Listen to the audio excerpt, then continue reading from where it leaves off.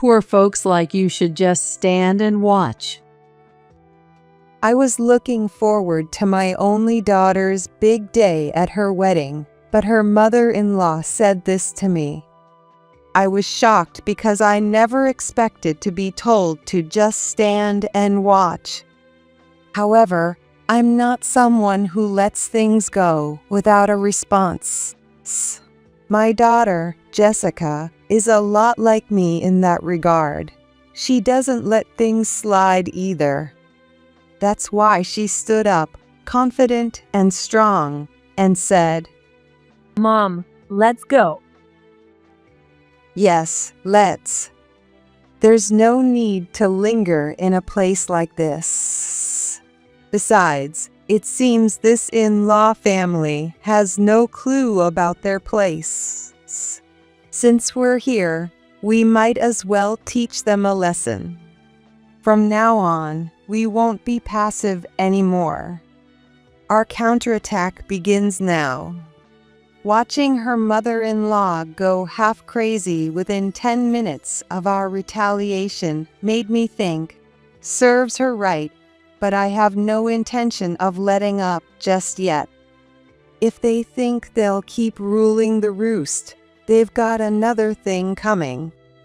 My name is Trish. I'm turning 65 this year, but I'm still going strong. I work as a master brewer at a craft brewery. When you think of a master brewer, you probably picture a man. But nowadays, I'm glad to say, more women are entering the field. I used to be an ordinary woman, far removed from the world of craft brewing, but one TV show changed my life. After graduating from college, I got a job at a regular company. I met someone at work, and after an office romance, my daughter Jessica was born. Fortunately, I was able to take full maternity and parental leave, which allowed me to focus entirely on raising her. There was no greater happiness than spending time with Jessica as she grew up, but in quiet moments, I began to feel a small sense of unease, wondering if this was all there was to my life. My life was smooth sailing. I had a lovely child and a good job. Friends often envied me, but during my child's nap times, a sense of emptiness would sometimes creep in. It was as if a hole had opened up inside me. One day, while Jessica was napping, I was watching TV and got completely hooked on a program about craft brewing. The man being interviewed had originally been a businessman, but left his job to pursue his ideal craft beer. Listening to him talk, I felt a stirring in my chest. This might be what I've been looking for. My father was a craft beer lover, and when I lived at home, we would have a drink together almost every day. We would savor the different temperatures, pairings, and flavors. Each had its own unique depth and aroma. At the time, I drank without much thought, but looking back, I realized how remarkable it was. I was surprised by the depth of it all. Of course, I knew that the world of craft brewing was a male-dominated one, with only a handful of female master brewers. But that's exactly why I began to want to create craft beer that women could enjoy drinking. My family was supportive of my career change, helping with housework and picking up Jessica from daycare, something I still appreciate today. Thanks to their support, I was able to get a job at a craft brewery in the next town over. That town is known for having many breweries, and I found one that was looking to start something new. While I started from the bottom as an office worker and tour guide, I studied the ins and outs of craft brewing every day. Since I've always enjoyed studying things I'm interested in, I found a sense of fulfillment in this work that I hadn't felt before. But one day, my husband fell ill and passed away. He had supported and encouraged my desire to make craft beer, so I couldn't let his support go to waste. I worked desperately and finally became one of the few female master brewers in the country. I remember being overjoyed when I reached that milestone. Since I was a newcomer to the role, and female master brewers were not as common as they are now, my name didn't get much recognition. But it didn't matter to me whether my name was known or not. As long as the beer I poured my heart into reached the world and brought joy to many people, I couldn't ask for anything more. As my career took off, good news came in my personal life as well. Mom, I have someone I want to introduce to you. Jessica said to me shyly. I met him at a local event the other day, and this is the first time I'm introducing someone to you who isn't just a friend. Not just a friend? I caught on immediately from that one word. Wait, you don't mean? Yes, he's a wonderful man, and I can really see myself being with him for the long haul. I'm sure you'll like him too, Mom. On the day Jessica said that, I went to the meeting place and saw a man standing beside her. He was tall, with an impressive, dignified demeanor. Mom, this is the man I'm dating, John. The man, John, looked at me and greeted me with a warm smile. It was a perfect, movie star-like smile that he flashed at me. Although he said he was 40, with such a smart and graceful manner, I was sure women wouldn't be able to resist him. I'm so glad you could make it today. I've been wanting to meet you for some time now. We met at a local event. I never expected to meet such a wonderful person there, so I think it was fate.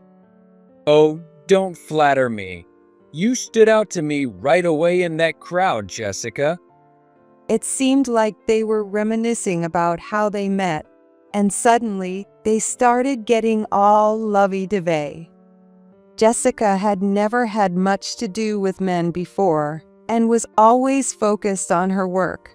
As a parent, I was thrilled she had found someone she loved so much that she couldn't help but gush about him.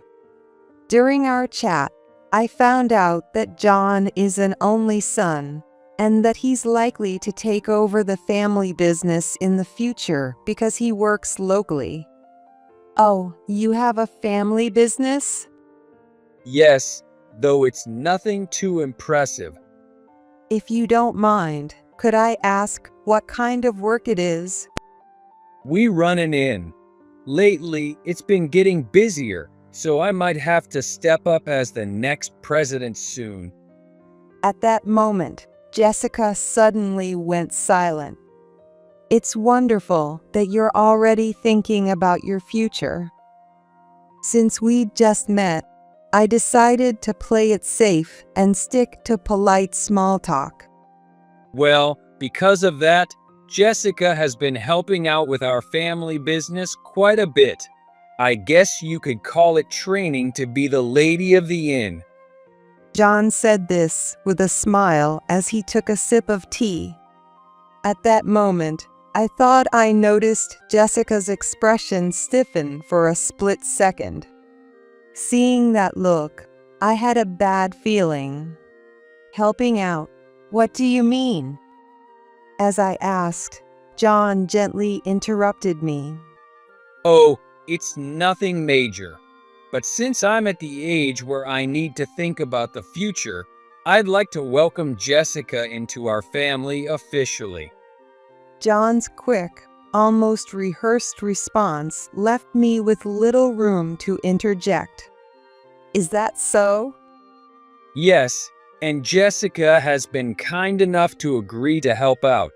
We're so grateful for her willingness to be involved with the family, so she'll feel right at home. Jessica is just an ordinary person. She graduated from a local university, works at an office, and spends her weekends shopping or going out with friends. Nothing about her particularly stands out, which made this whole situation seem odd to me. Now that I think about it, I haven't had a single direct conversation with Jessica during this entire tea gathering.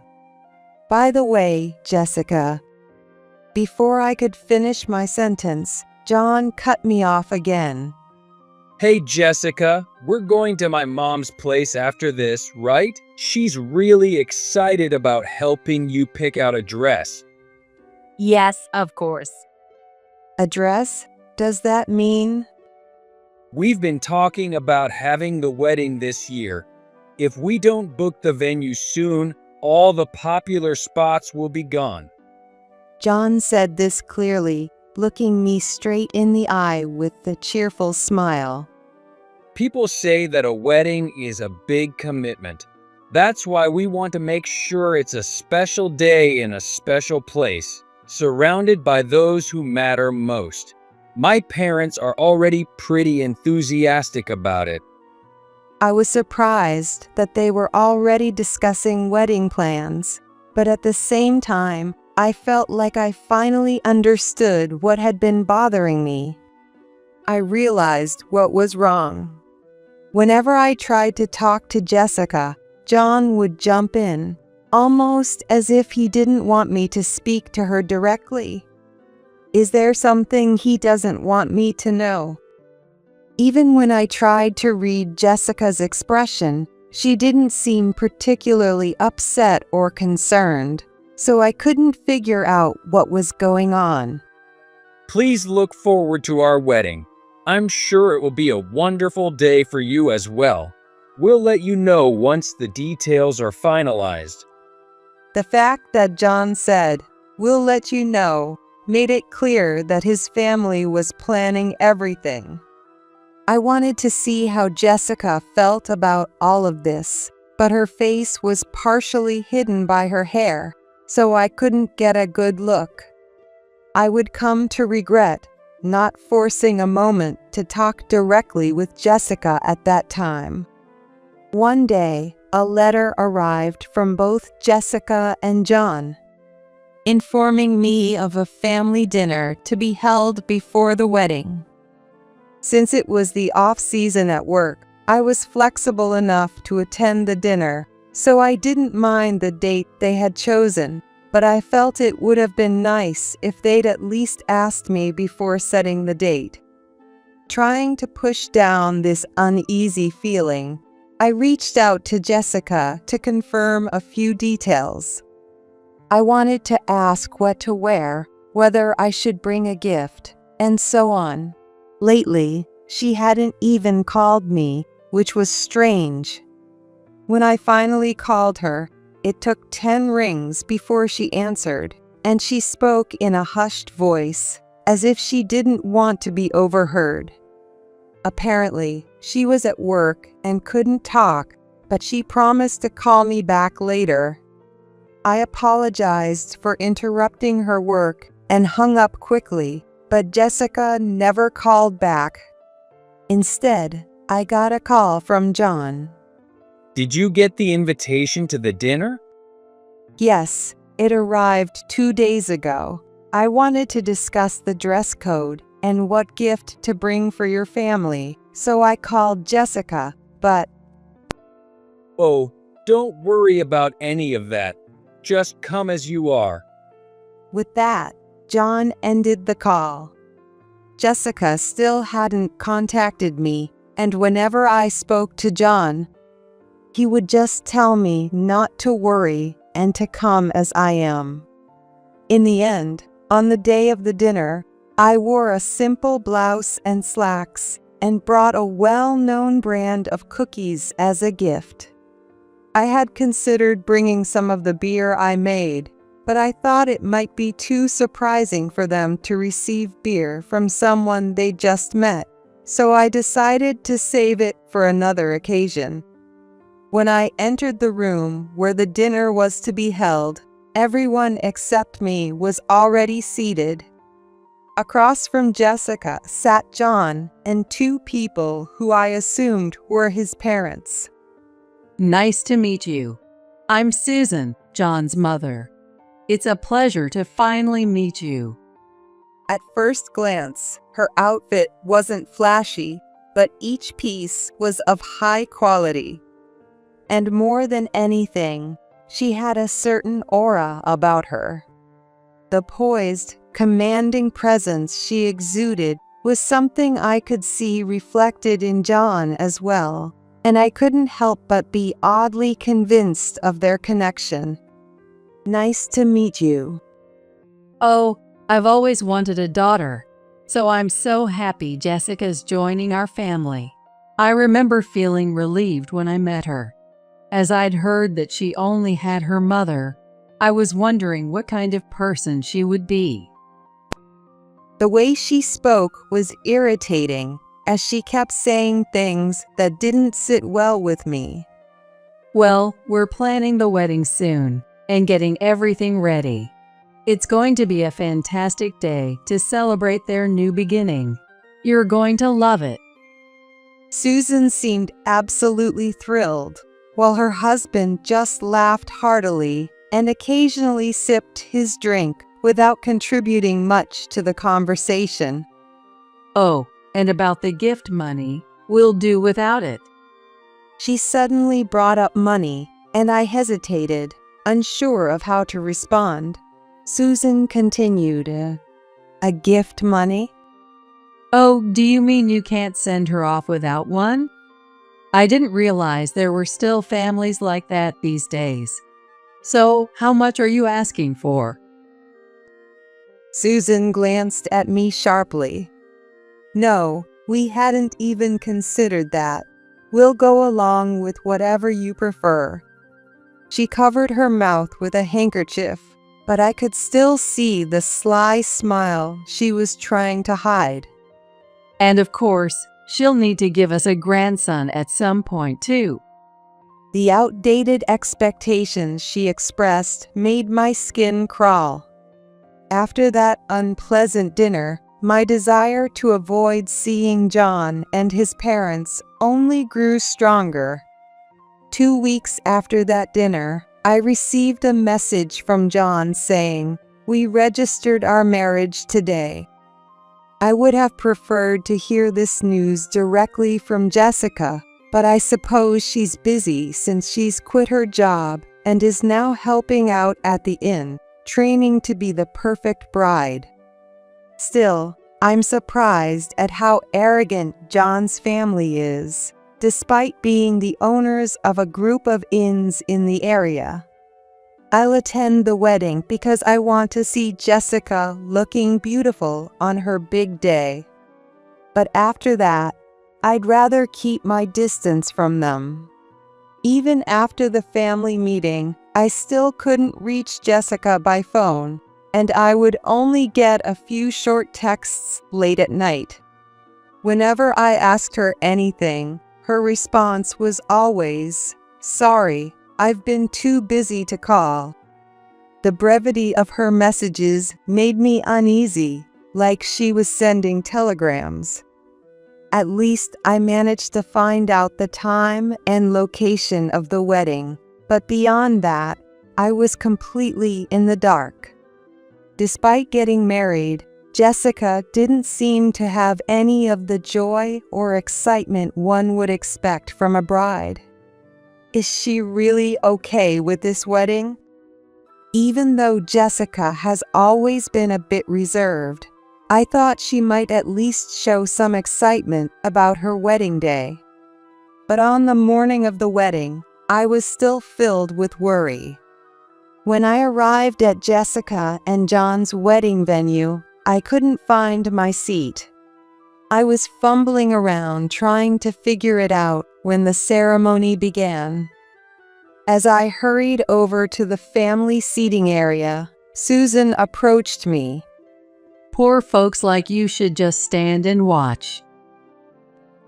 I was so taken aback that I couldn't comprehend what was happening. I never said you could sit, especially not in the family section. She looked at me with an expression that clearly said she couldn't believe what I was doing. Other people nearby just watched without stepping in to help. And some even had their cameras out as if they were excited to catch something entertaining. The audacity of it all was staggering. I never imagined that, at my age, I would be treated this way. It was as if Susan had planned this, anticipating my confusion. The other guests, all wearing matching ties and handkerchiefs bearing the inn's logo, glanced at me out of the corner of their eyes, as if waiting for my reaction. Some of them, who seemed to be employees from the inns, were even pouring beer for each other. As I looked closer, I realized they were drinking the beer from my own brewery. Something snapped inside me when I saw that. Noticing my reaction, Jessica stood up tall. The way she rose from the head table was so confident and poised that I couldn't help but admire her, even as her mother. Mom, let's go. Jessica walked over to me and spoke with a calm determination. I followed her lead and stood up. Yes, let's. I began walking toward the head table. I thought John glanced over at me for a moment, but I couldn't care less. I went straight to the drink bar next to it. I grabbed a large bottle of beer. The drink bar offered other drinks too, like wine and high-quality fruit juices. Jessica signaled to an attendant nearby, asking them to bring a container. I knew exactly what I needed to do. I started gathering all the bottles of beer from the drink bar and placing them in the container the attendant brought over. Then I asked the staff to carry the container outside. What do you think you're doing? I won't allow you to behave like this. Oh, do you want the beer that badly, Jessica's mom? Oh, I get it. You need the cheap stuff to get through this, don't you? Well, go ahead, take it. I calmly pulled out a piece of paper and a checkbook from my bag. I can't leave this beer with people who don't appreciate its value or take care of it. I then wrote down the official price of the beer on the check I had brought with me. I carefully crafted this beer and brought it as a special contribution to the wedding. I apologize if it's out of place. What's this supposed to be? A poor person writing a check? That's the most ridiculous thing I've ever heard. And what do you mean by carefully crafted? I didn't hear anything about that. John was visibly upset, looking utterly ridiculous, while Susan glared at me from the relatives' seats, waving her handkerchief. But I wasn't afraid anymore.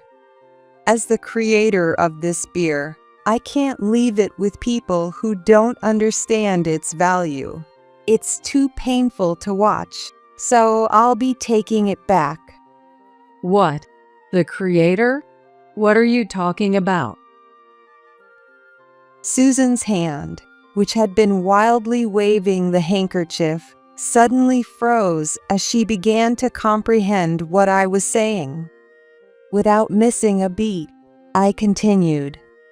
I'm the one who made this beer. As a master brewer, it's like my own child, carefully nurtured. I can't stand by and let it be mistreated, and as Jessica's mother, I can't tolerate this level of humiliation. This can't be true. That beer is from the brewery our inn always uses, and the master brewer was an old man, wasn't he? I'm the one running things as the next master brewer. Not knowing who you're dealing with shows a lack of interest in your own business relationships. The beer I held was one I had crafted specifically for this wedding. It's something special that comes around once in decades. I had made it with the hope that it would be worthy of celebrating my beloved daughter's new beginning. It was one of the few bottles made with a premium label and a serial number, something you wouldn't normally find in stores or bars. The guests who recognized the premium label were buzzing with excitement. It turns out that the beer I created, inspired by Jessica's wedding, had become known among enthusiasts as a legendary brew. Some guests had genuinely wanted to enjoy it, but I couldn't allow that as both the creator of the beer and as a mother. Please calm down. Calm down. What do you mean by that? Well, you see, a lot of guests are watching. Just relax, okay? Please have a seat. As he said this, he seemed to realize there wasn't a seat for me and began whispering to an attendant nearby, instructing them to place a chair in the family section. I could see everything from where I was standing. I couldn't stay silent any longer. Why did you even hold this wedding? I asked, looking John straight in the eye. Well, a wedding is to announce our marriage to everyone and to thank our parents for everything they've done. Oh, how wonderful. I'm so glad you turned out to be such a considerate child. Susan chimed in, expressing her joy without a hint of restraint. I understand now. John, looking relieved, turned to me with a microphone in hand. I'm glad you understand, Jessica's mom. Now please, take your seat. We have a ceremony to get on with. He tried to usher me to my seat as if nothing had happened. I couldn't understand how he expected me to sit quietly through the ceremony. That's when Jessica stood up. I can't stay silent any longer. Jessica stared directly at John, her eyes unwavering. John, seeking support, looked to Jessica. Jessica, please say something. Your mom seems really upset, and if this continues, it's going to be a problem for all the guests. He glanced nervously at the guests, but Jessica spoke with resolve. I've decided that I can't spend my life with you. And for everyone here, I'm sorry, but we're not actually married. The guests erupted in murmurs. After all, this was supposed to be a wedding celebration, and now she was saying they weren't married. But Jessica stood there with confidence, undeterred by the reactions around her. With an air of confidence that she had done nothing wrong, Jessica turned to John and began to speak. And here's proof. She said, holding up some papers labeled dormitory contract. The photos Jessica showed us were shocking, like something out of a strict school rulebook, outlining detailed regulations, penalties, and even how to spend free time. When you showed me around the inn, I thought something was off with the employees. I never imagined it was because of these rules. The more I looked at the documents, the more unbelievable the company policies seemed. Rules like all cell phones are collected during work hours. PCs and phones are only allowed with permission in the dorm, and no social media use. Even today's high schoolers would find such rules unbearable. You were just trying to keep anything unfavorable out of the public eye, weren't you? And given the way you've been handling the books, I doubt you can talk your way out of this. No, this is all a misunderstanding, Jessica. But Jessica cut him off, looking as if she couldn't bear to listen any longer.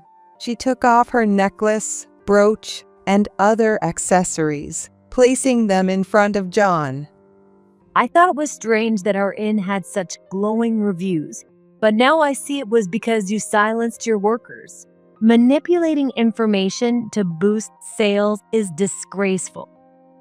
No, wait, just listen to me. Maybe I'll listen after you hear this. Jessica then played a recording on her phone. You can't even do this, right? What's wrong with you? I might just send you back to your family. Last night, you were messing with your phone in the middle of the night, right? If you can't focus on your work, you can leave. But if you quit here, good luck finding another job with your skills. The harsh voices of Susan and John continued, berating an employee. Hey, can I dock this one's pay? I can put that money to better use as my allowance. Of course, John. Buy yourself something nice. I can't stand to even look at this useless maid. Their yelling went on and on. What if more people found out about this? John and Susan stood there, unable to respond. John looked at me with a face that begged for mercy. But after everything that had happened, I wasn't about to let up. Hey, John, remember when we first met and you started giving me jewelry and gifts? Why did you do that? Well, I was trying to win you over, of course. Then do you remember saying this? She took out an obviously expensive-looking wallet, necklace, and brooch from her pouch, and she placed them on the table. Didn't you say something like this? It's no big deal for me to buy stuff like this is. John's face turned pale in an instant. What? No, that can't be. It's got to be a joke. I wish it were a joke, but unfortunately, it isn't. Jessica operated her phone and sent images to the guests' phones. You used it to buy me gifts, right? The account books from that time look strange. Strange? You're imagining things. It's not just that time. You've been cooking the books pretty often, haven't you? I figured it out when you made me work at the inn under the guise of training to be the lady of the house. John and Susan turned even paler. You've been doing a pretty sloppy job with the books. Was the gift strategy to keep me, your potential bride, happy? It was clear from the distant seats that their faces were draining of color. It must have been serious. Hey, what do you think this number means? Jessica held a ledger in front of John. What? What is this? And how did you get your hands on this notebook? It's the financial ledger. You insisted that everything should be recorded by hand in a notebook. Jessica flipped through the pages of the notebook she held, stopping at one particular page. Who was it that said I needed to learn to read ledgers if I wanted to become the lady of the house? No, that's not what I meant. Susan's voice was noticeably shaky as she tried to come up with an excuse. It was clear that she knew about John's embezzlement and wasteful spending. There's no talking your way out of this. This can't be happening. The notebook detailed the movement of money in great detail. The amounts here don't match up with the amounts over there, and the size of these discrepancies is far from normal. Look, as long as the numbers are close enough, it's fine. You just don't get how to take a relaxed approach, Jessica. You try to be too precise, and that's where you go wrong. John spoke as if he knew better. Well, I worked in accounting, and I can't just ignore discrepancies like these. If you overlook even small errors, they'll come back to bite you later. Jessica shoved the notebook back at John. You can't just judge our in based on some accounting notebook from your company. What? Are you serious right now? Even John seemed to realize he couldn't continue this conversation any longer and finally fell silent.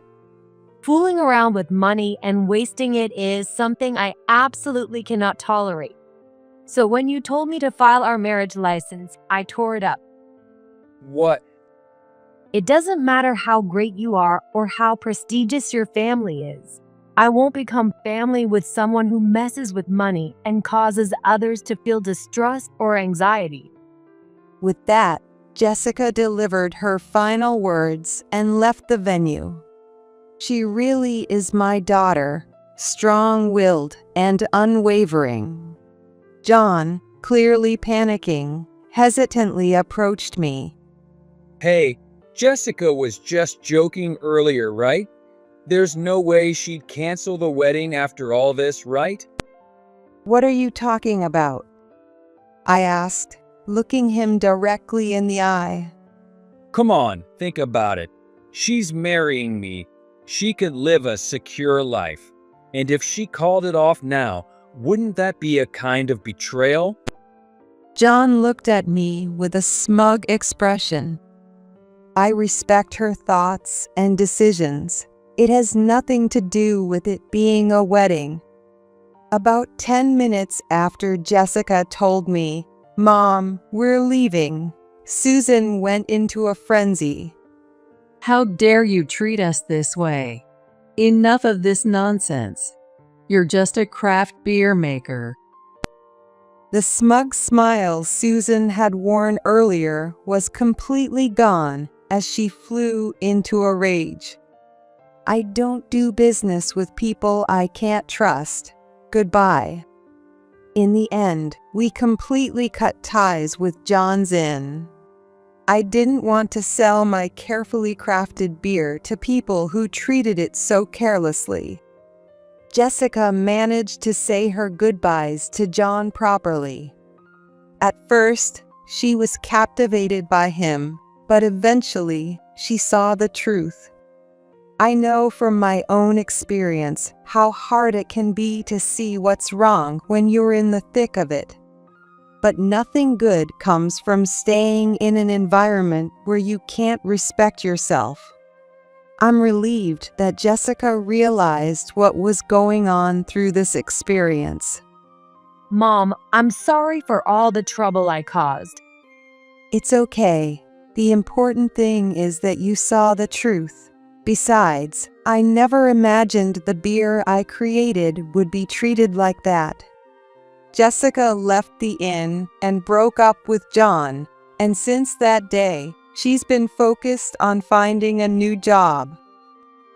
Luckily, she found a new position quickly and seems to be enjoying her days at her new workplace.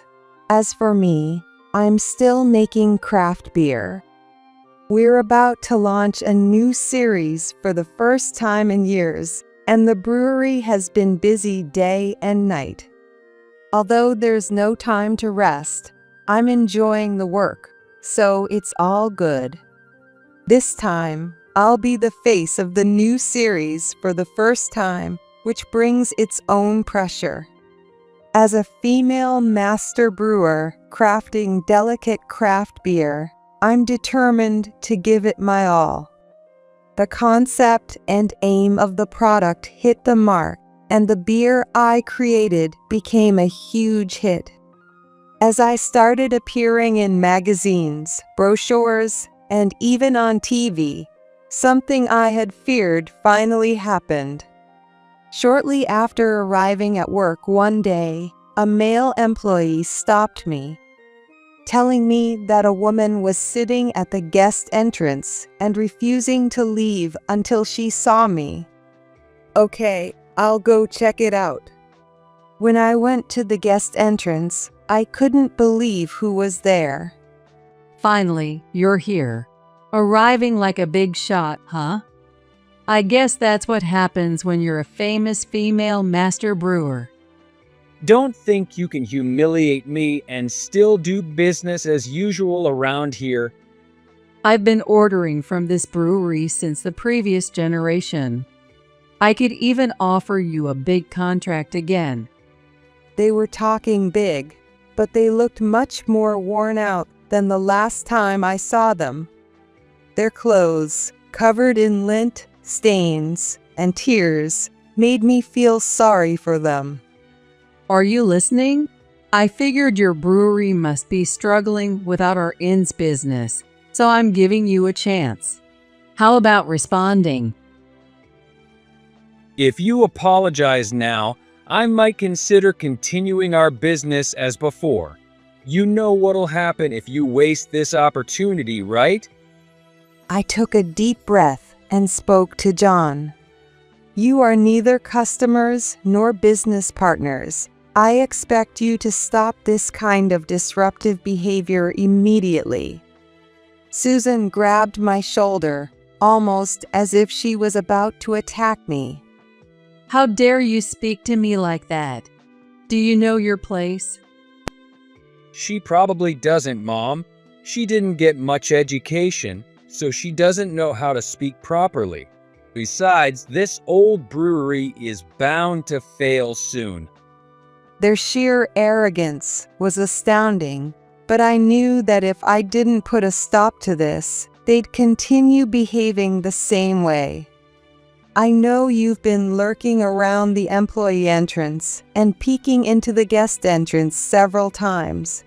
I also know you took products from the gift shop for brewery visitors.